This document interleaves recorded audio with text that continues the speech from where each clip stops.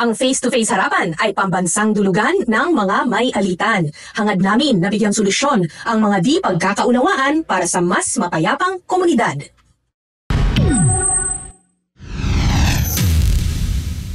Kahit pakyawan ng bentahan, di dapat samahan ng masamang tinapay.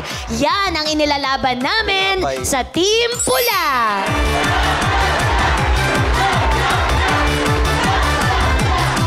Bili na mga suki, may discount, may vouchers, may pa-coins sa mabait na cutie. Very welcoming kami dito sa Team Puti!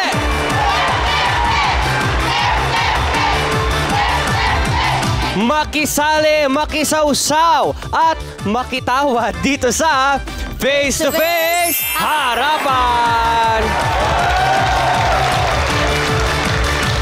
Hindi sila masosold out sa dami ng stock ng kanilang opinyon. Sila ang ating harapang tagapayo. Sa pagsunod mo sa batas, may plus points ka sa community. Sabi yan ni Atty. Lorna Kapunan.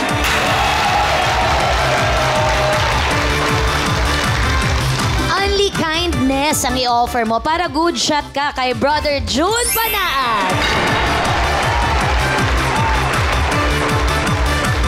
Kapag healthy mind ang puhunan, inner peace naman ang balik niyan. Agree dyan si Dr. Camille Garcia.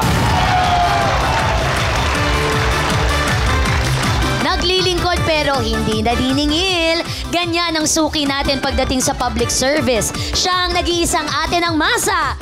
Corina Sanchez Rojas! Ate Corin! Ate Corin!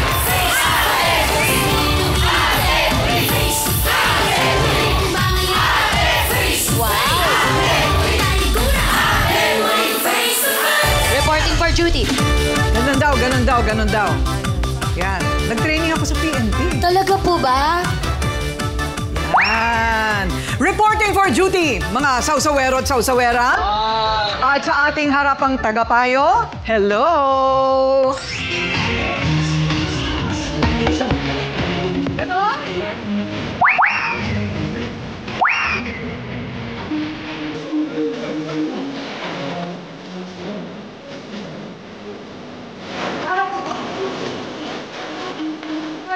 Basket pa sa.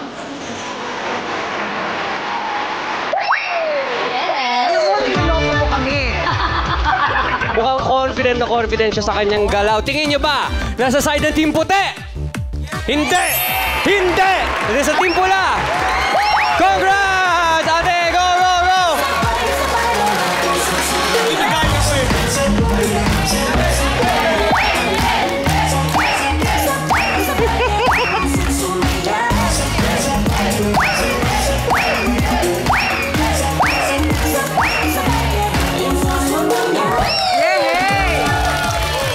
Sa inyo dito ang madalas mamalengke?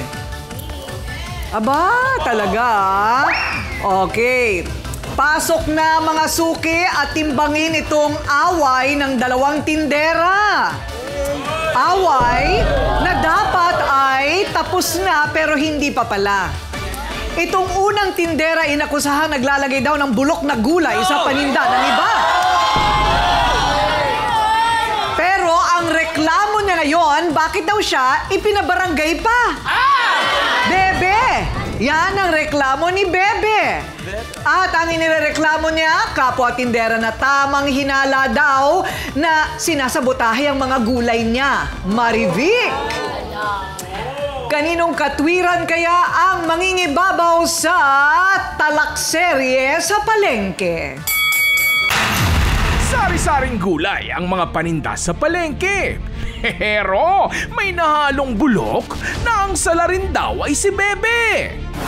Salbahe talaga yan. Pag wala siyang tinda, naninira ng mga paninda ng katabi niya. Oh, may gulay! Umabot pa sa barangay ang kanilang away. Nakita ko talaga, Bebe, na naglagay ka ng mga bulok na gulay sa paninda ko. Kaya huwag ka na magkaila, Bebe. Ay, nako, pare-parehan lang tayo ng mga tindera doon sa palengke, nagaway-away pa, walang magandang idulot sa mga taong nagtitinda. Talakan at siraan, Bebe versus Marivic, Round 1! At yan ang problema natin sa palengke. Bebe, Marivic, harapan na!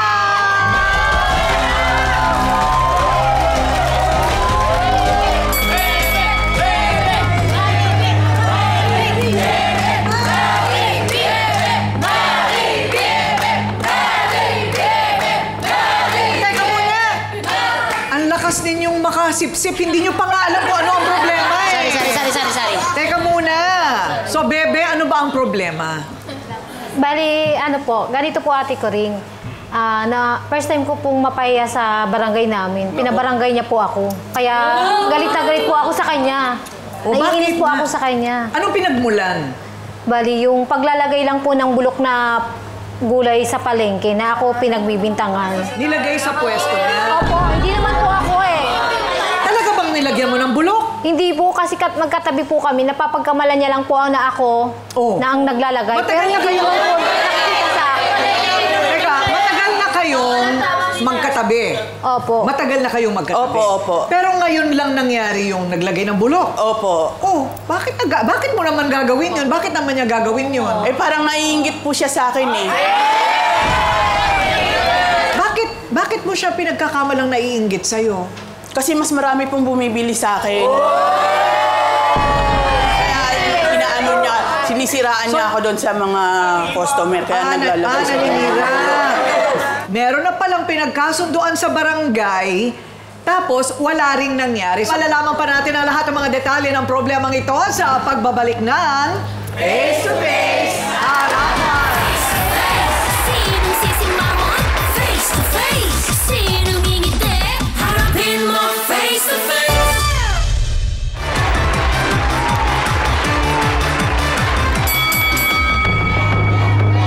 Okay, so ang importante dito sa akusasyon ay yung ebidensya. May ebidensya ka ba, Marivic, na talagang ano? Si Bebe? Kitang-kita ko po siya na siya naglalagay ng mga bulok sa ano ko, sa paninda ko. Kitang-kita mo? Opo, kaya na siya talaga po na ano, pinapatong niya doon sa mga... Wala kang ebidensya, wala ka sa ano. Wala ka Anong wala? Eh, ikaw na nga eh. Walang Ikaw na nga yung nakikita. naglalagay, di ba? Kaya nga ako nagagalit eh. Walang nakikita. Dapat may prueba ka. Hindi, marami akong prueba. Kaya ikaw yung naglalagay. Walang testigo. Walang testigo? Maraming testigo. Wala kang Kita ko na nga Hindi ko eh. rin nalilito ako kung malungkot ba talaga si Bebe. Ano, smiling face ka na, Bebe. Oh. Yan ang mukha ng sales. Sabi niya, alam mo, wala kang preba.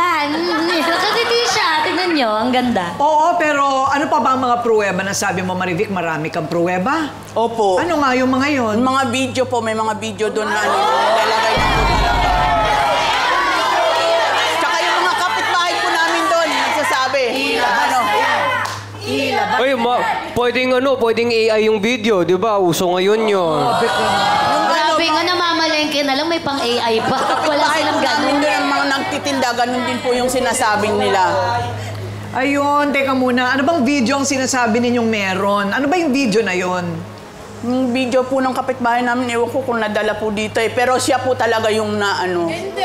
Wala po siya testigo. Marami po nakakakita ang mga kapitbahay namin doon. Kapwa din namin tindera. Parang kung hindi ako ang makakakita niyan, parang mahirap din maghusga, no? Siyempre, sabi mo lang yon. Oh. Tsaka kahit umabot tayo sa Korte Suprema, kailangan ng ebidensya. Yun pa rin yun. Hindi pwedeng sabi-sabi lang.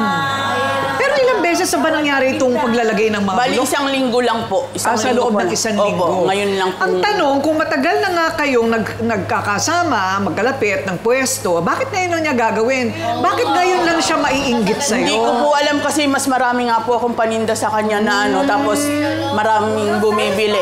Ganun ba yun? Hindi naman. Meron ka bang marami ka bang utang sa buhay? Wala naman po. Ay, Bali, salamat sa napapagbibintangan lang po talaga ako. Nakalusot. Oo, nakalusot ako doon ha. Okay, so wala kang mga utang. Wala po. So, di ba, parang ano ba yung kakainggitan mo na sinasabi niya? Kung maayos naman ang pamumuhay mo. Yun lang mga siguro. Sa akin lang po yung mga customer lang po na ano. Ang mga customer. Nagkakaagawan ba kayo ng customer? Minsan po. Minsan. Okay, so bakit mo naman naisipang ilapit na sa barangay yung problema? Kasi gusto ko lang po sana maayos para makapagtinda rin ako ng ano. Kasi yung mga customer, nagagalit na rin sa akin kasi nagtitinda ako ng bulok. Dahil nahahalo dun sa mga gulay na nilalagay niyang bulok sa akin. Kaya gusto ko rin sanang maayos. Kasi nag-aalaga ako ng nanay ko, yun lang po ang kabuhayan namin eh. Ayun. Eh kung gano'n na nalulugi ako dahil sa pagtitinda niya ng paglalagay niya ng bulok. Magkano ang take home ng nagbebenta ng gulay? Yung neto na ha, magkano ang kita? Ano po, 1,000 po yung kasama na po dun lahat. Sa maghapon? Opo. So mga 500? Opo. Ganyan, mga 500 tama ba? Mga 500, puhunan mo 500 din. Ayun, nauubos naman sa maghapon.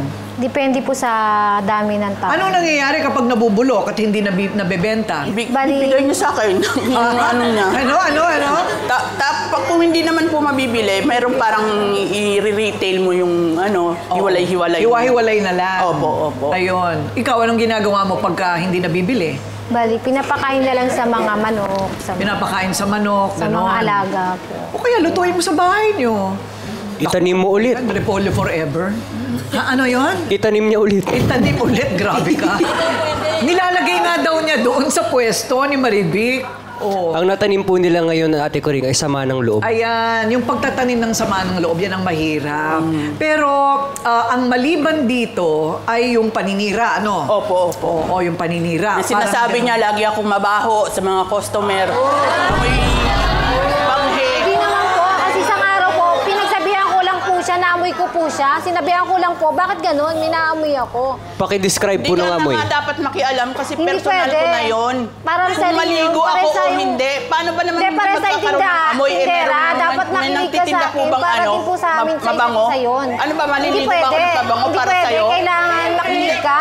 Kasi para Ako sa yung titinda para eh. sa'yo naman yun eh. Ikaw lang yung nakikiamoy ka lang.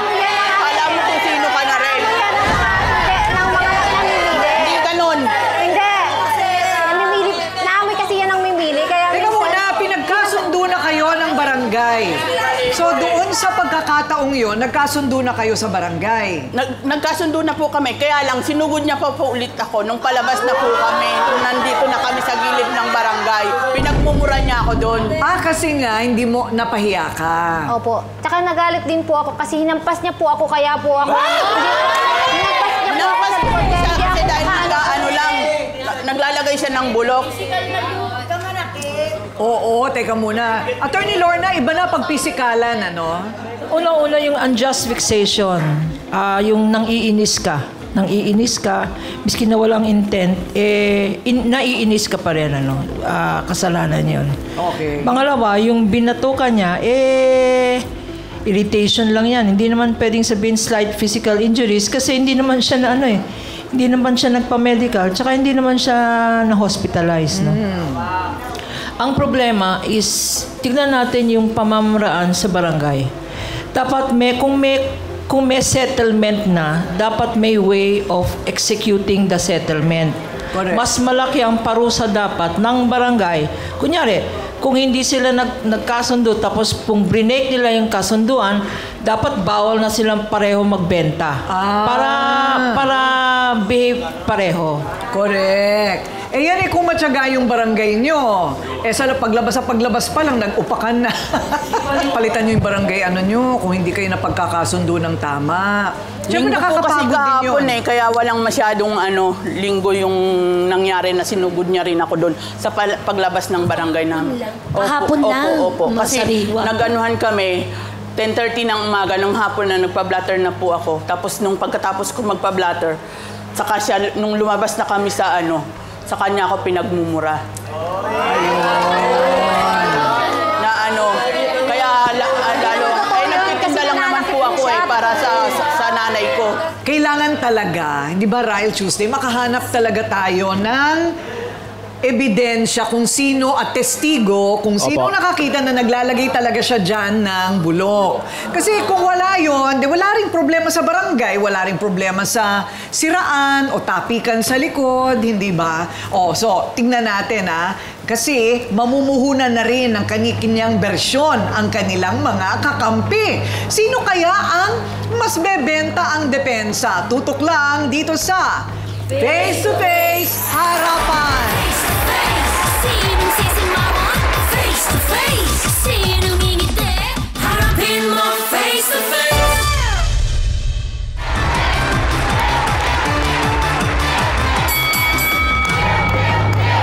Ayan, hindi lang gulay ang nabubulok, pati raw ugali pag hindi natin inayos ang ating sarili.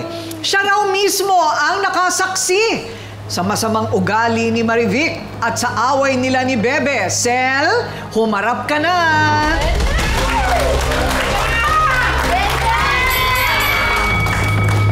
Mahihinhin ang ating mga panauhin, ano? Opo. Oo, para maiba-iba naman, hindi sila nag-uupakan. Ayan. Sel, ano naman itong video na sinasabi na meron ka? Anong meron sa video na yon? Talaga po kasing masama ang ugali niyan eh. Nagtitinda rin Hindi mo ko kilala, hindi mo ko kilala. totoo naman Nagtitinda ka lang din doon.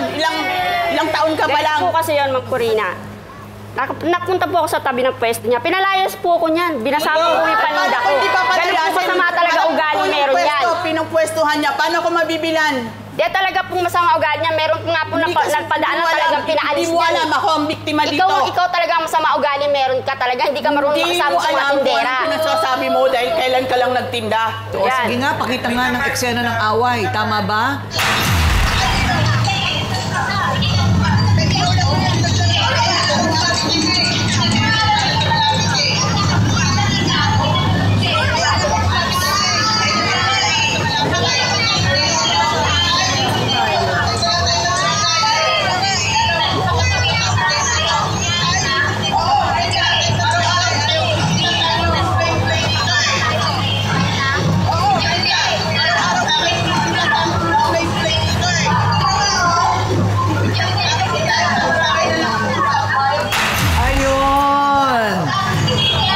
Eksena na yon, yung nakita po natin, pinabarangay mo na, Opo. Marivic, si Bebe. Opo. Kasi nga, para magkaroon ng solusyon. Opo. Anong sabi ng barangay?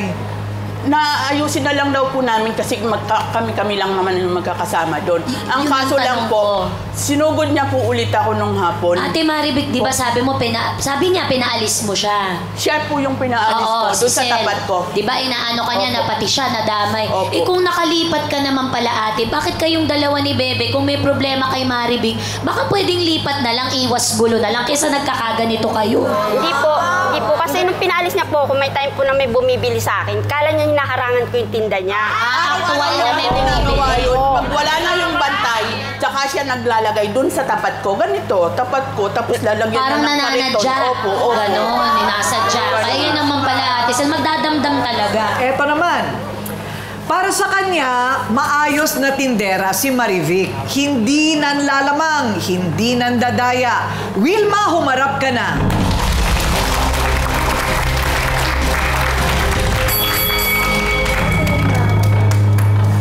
O ikaw naman, ano ang patotoo mo?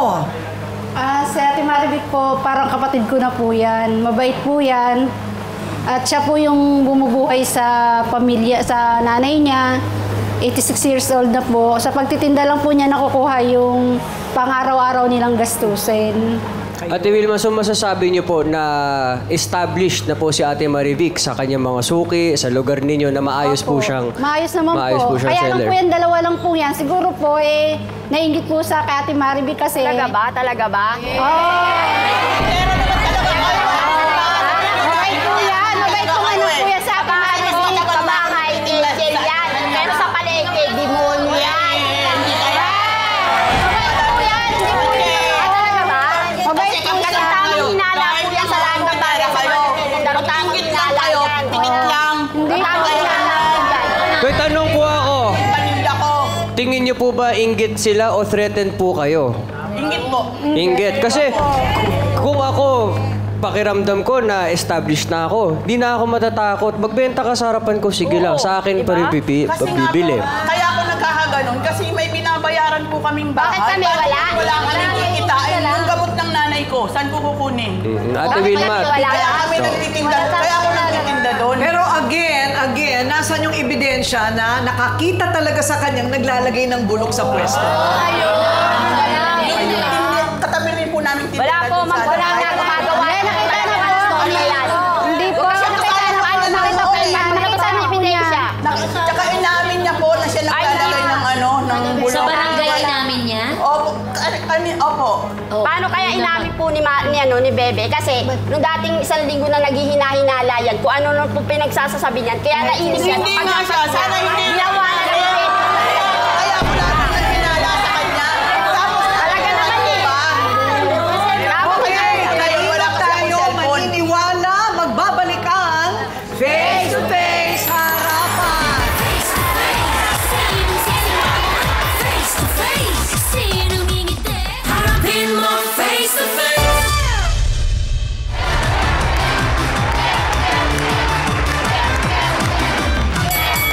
Okay, ano bang masasabi ng ating mga sausawero? Dito muna tayo sa puti. Walang galang na po, Mama Maribik. Ang matanda po, nilalagay po sa pagkatandaan. Kayo po, mga vendor, dapat po, magbigayan po kayo. Ilagay niyo po sa lugar yung inyong pagtitinda. Ngayon, kung meron po kayo ebidensya na siya ang naglagay ng mga bulok dun sa paninda niyo, ilabas niyo po para wala na akong problema. Meron akong tanong. Oo, saan ka nagpakilay, ate? Yan ang pinakamahalaga para sa akin sa araw nito. Ruler.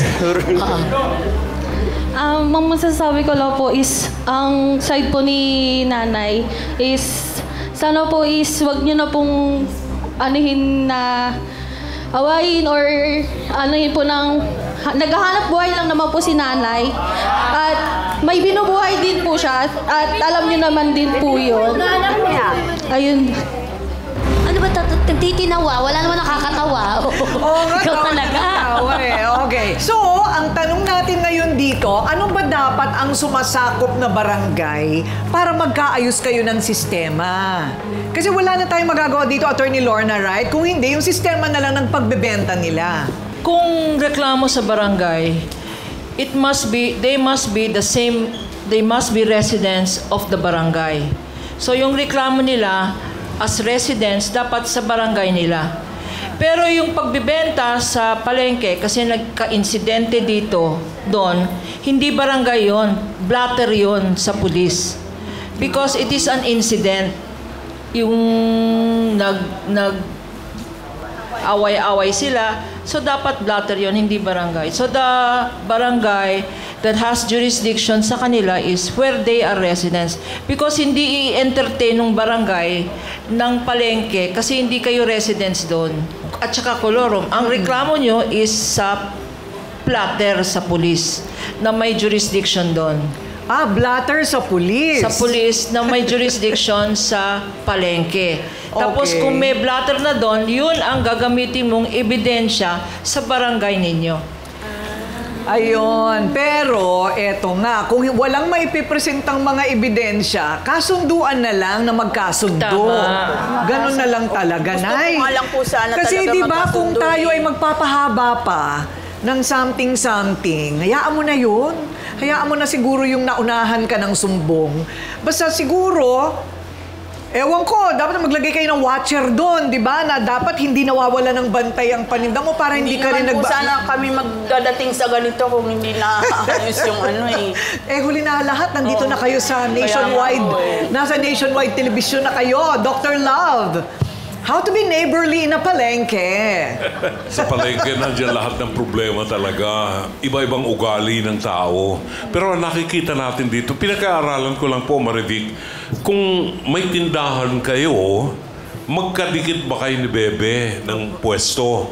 Nakita mo yung metro kanina? Malayo-layo So hindi ko nga alam paano niya mapupuslitan ng bulok Exactly. yun. Yung bulok na gulay, Yung sinabi ni ate ko rin kanina, yun ang magandang solusyon, maghiwalay kayo. Kasi wala akong makitang magandang solusyon dito, dinahan na kayo sa barangay, nagkasundo na kayo sa barangay, kayo mismo hindi nyo sinunod yung kasunduan. So anong klaseng mga ugali meron kayo? Nakipagkasundo kayo, pero pagtalikod nyo doon sa mga authorities, binaliwala nyo yung kasunduan. So dito makikita yung pagkatao nyo. No? Pinakamagandang solusyon, maghiwalay kayo ng pwesto. After all, pag hinabol naman kayo ng pulis, kanya-kanyang takbuhan kayo di ba? So maghiwalay na kayo ng pwesto nang hindi kayo nagkakabungguan. May isang issue pa rito na gusto ko lang pagtuunan ng pansin. Nakikita ko sa mga tindahan, pag merong sa palengke pag may nakapwesto rito, out of respect, miski anong titinda mo, huwag kang tumapat doon sa kanyang pwesto. Respeto ang tawag doon. Kasi kahit ibang itinitinda mo, nakabaladra ka doon sa tapat ng kanyang paninda, maaapektuhan siya. Respect ang tawag doon. Ate Kuring? Thank you very much. Meron ba kayong organisasyon? May organisasyon ba kayo? Wala naman po. Wala. Kasi nga, parang illegal kulo-kulorum lang kayo doon. So, nasa sa inyo na yan. Kasi pag hindi kayo nagkasundo, pare-pareho kayong nawawalan. Hindi ba? Okay, Doc Camille, ano ba ang mga pwedeng gawin para ma-manage yung sobra bang pag-iisip? Nag-iisip ka tuloy ng masama? Yun nga, Ate Kuring, napansin ko dito na naghihinala sila na naglagay ng bulok na gulay. Unang-una siguro, Aling Marivic, kawalan ba na malagyan ng bulok na gulay? Hindi naman siya, actually, nadagdagan lang siya. Hindi naman siya yung sinabi natin na yung talagang nabawasan, kumuha si Aling Bebe ng gulay mo, tapos pinalitan ng bulok. Hindi, itapon mo yung bulok. Oo, diba? Yun lang yun yung walang puhunan yung bulok. Kasi nga daw, Doc Camille, nagkakaroon siya ng reputasyon na nagbebenta ng bulok pag hindi kagad niya nakita. Kaya dapat may watcher. Oo. Dapat may watcher. Pero huwag mong iiwan ang pwesto mo dahil di mo alam kung anong ilalagay na lason dyan sa pwesto mo. Pero Aling Marivic, una, pag bumili tayo, sabi niyo nga, pumunta kayo sa Balintawak, automatic siya, hindi natin din, kasi ang bilihan yan, bulto-bulto So talagang meron na may bulok dyan. Kaya ikaw mismo ang talagang magiging watcher kung merong bulok o hindi doon sa mga ititinda mo. So definitely, ikaw magtatapon nun. Pangalawa, yung reputational trauma na sinasabi natin dito, dahil kasi yung reputation mo, yung pinangangalagaan mo, siguro kung ikaw mismo ang gagawa ng paraan na hindi ganyang klase ang pagbunganga mo rito, ikaw mismo mapapangalagaan mo yung reputasyon na yan, na hindi yung sasabihin na ang tinitinda mo ay bulok. Kasi kuminsan sa tamang pananalita, doon natin makikita kung anong klaseng pag-uugali meron tayo. Kaya yung mga tao, lalapit sa'yo talaga at nadami ang customer mo. Thank you very much, Doc Camille. Muli pa kayang magbubukas ang tindahan sa isa't isa para ang dating tensyon ay mapalitan ng pagkakabati at kapayapaan sa hilera ng mga tinderang ito ng gulay. Tutok lang, magbabalik ang Face to Face Harapan. Face to face, sinong sisimangon? Face to face, sinong ngingiti?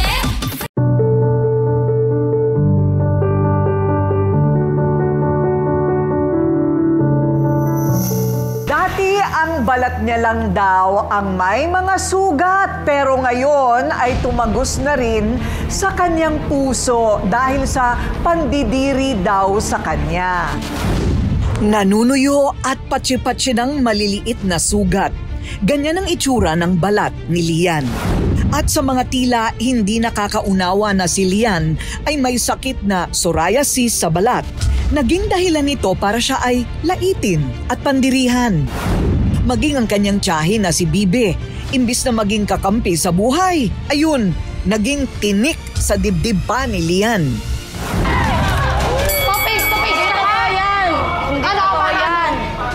Grabe na yung panlalait niya sa akin. Bakit? Sinasabihan niya may ketong, malas. Bakit mo ba siya pinag-iinitan talaga? Burara siya, ma'am. Burara? Tamad pa. Sa sarili niyang katawan, kaya nagkakaganyan yan Pero hindi naman ibig sabihin nun, ilalaitin mo na yung itsura niya. Ate Coring. Buti na lang at naliwanagan sa paliwanag ni na Doc Camille at Doc Albert, sina Bibe, Sweet at Hari Nawa, lahat ng tao sa paligid ni Lian.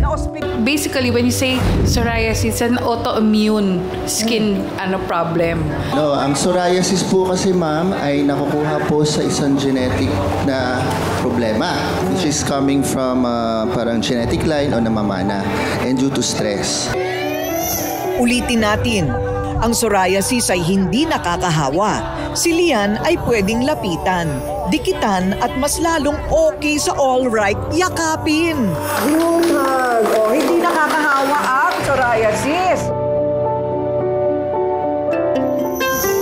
Hindi totoong malas si Lian.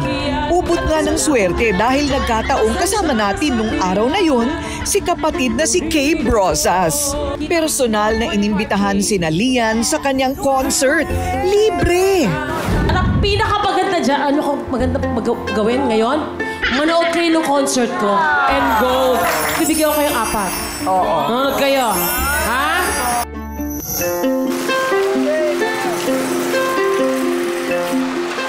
At kahit malakas na buhos ng ulan, hindi kayang pigilan si Lian sa gabi ng concert.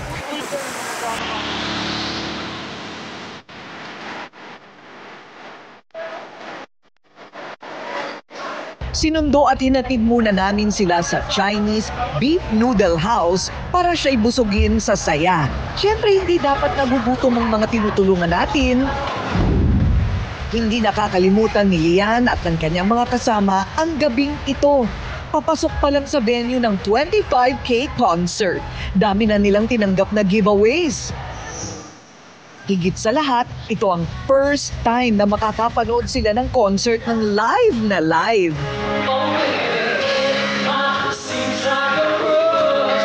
Present din ang ate Corinho sa concert at kita ko mula sa aking kinaupuan kung gaano kasaya si Lian at mga kasama niya. Ang saya ng nararanasan ni Lian ng gabing yun. Wala siyang pangamba ng pangungutya, hindi siya iniiwasan ng tao, walang humuhusga. Libre siyang bumagalaw at sineselebrate ang buhay nang walang takot sa puso. Niyakap siya ng mundo ng buong buo. Ma'am, salamat po sa binigay niyong ticket. Nag-enjoy ka naman. Opo. Nakalimutan yung problema mo. Yung kasi importante, nasa na kasi nagreklamo, nagigigil ako. At importante, nakalimutan yung panandalian yung problema sa concert. At masaya na ako doon. Okay? Salamat ha, kapatid na Kay Brosa, sa pagkakataong bigay mo kay Lian. Laking tulong yan para sa tuluyang maghilom ang mga sugat sa kanyang puso. Maraming salamat po, Ma'am Corina Sanchez Rojas, at sa bumubuo po ng face-to-face.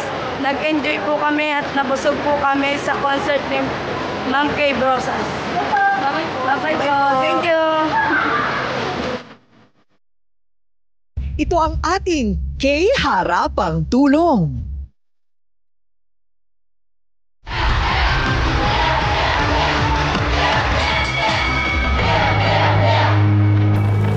Ayan, Marivic. Mahirap kasi talaga yung... Sabihin na wala tayong panguhusga. Hindi namin alaman talagang nangyari kasi nga wala tayong testigo, wala tayong ebidensya. Kung sabihin na lang natin, kalimutan na lang natin yan. Hindi ba? Kasi magtinda na lang tayo ulit, di ba? Magtinda na lang tayo ulit ng payapa. Hindi natin alam, dadaan pa ba talaga tayo sa pulis? Naku naman, bulok na gulay lang ito. Nakabawas pa yan ng oras ng pagtitinda. Di ba? So, bibigyan ko na lang kayo ng tig-1,000 para puhunan sa isang araw ng pagtinda. Okay? Para kayo ay panibago. Malinaw, walang bulok dito ha. Bibili kayo ng mga presko, ng mga paninda, sariwa. So kayo, makakasimula na naman ng pagpapaikot. Opo. Hindi ba? Para wala nang away. Ang maganda dito, pareho silang single at walang mga anak. Yes! Siya, ang inaalagaan lang niya yung nanay niya. Siya, meron lang siyang kasama. Sabi ko sa kanya, huwag munang mag-anak kung hindi pa naman kayo stable. ka muna magbebe. O, di ba? Matatalino. O, lalo pa kayong magpakatalino at huwag na kayong mag-away. Di ba? Para na rin kayo pumunta ng barangay hall sa pagkakataong ito. O, magkamaya na tayo, ha? Ayun! Thank you! Salamat naman. O, yayakan pa. Sige na. Oo naman. O, pampadagdag ng swerte. O, ayan. Ayan. Alam po ninyo, yung pagiging tindera sa palengke ay napakarangal na kabuhayan. Biro ninyo, nakaka-minimum wage sila sa maliit na puhunan sa araw-araw kahit na sa ilalim pa ng ulan o araw. May mga tindera sa palengke, may pwesto man o kolorum na nakakapagpatapos ng kanilang mga anak o nakapagtataguyod ng kanilang pamilya sa pagtitinda dahil tingin ko lang, yung hirap ninyo dito ay basbas ng langit. Talaga kasi marangal yan no? Lalo gulay pa, di ba? Very healthy. Pero kung may rekado ng away, galit, buisit ang pagtitinda, itinataboy ninyo ang swerte. Dapat maging masipag, payapa at nakangiti at dadagdag ang inyong mga biyaya. Okay? Uy, nakangiti na siya. Ako po ang inyong Ate Kuring nagsasabing may cake ang harapin ng mga issue dahil walang hindi nadadaan sa pag-uusap basta dapat may mukha kang iharap dito sa Face to Face Harapan. Susunod na ang Tito Vic and Joey sa Eat Bulaga. Halika, dito tayo. Face to Face. Face to Face. Face to Face. Face to Face. Face to Face, harapan tayo. Face to Face, problema'y solusyonan. Kaya na ating pag-usapan. Face to Face, tama ng okrayan. Sapating, tama o mali. Galit, bati. Bawat panig ating pakinggan. Ang mga gusot ay may kasagutan. Face it, face up. Di ba sadyang makulay ang mukha ng buhay? Tayo'y magharapan sa bawat katanungan. Aminan, awayan, isaayos na. Gusto mo bang makisawsaw? Tara na kaibigan, tungkulay magkalinawan. Nagawa pang siraan at sirain ang panindang balot at penoy. Bumili po ako ng balot sa kanya, pasag. Magkano isang balot? 25 po. Ayun, 100 piso rin. Binali ko sa kanya, ayaw niya po ibalik sa akin. Baka naman sa delivery, hindi ba sa delivery? Hindi po, buong buo po yung balot eh. Masarap ba o hindi yung kanyang balot? Hindi po, ma'am. Balot o penoy? Away o bati? Harapin mo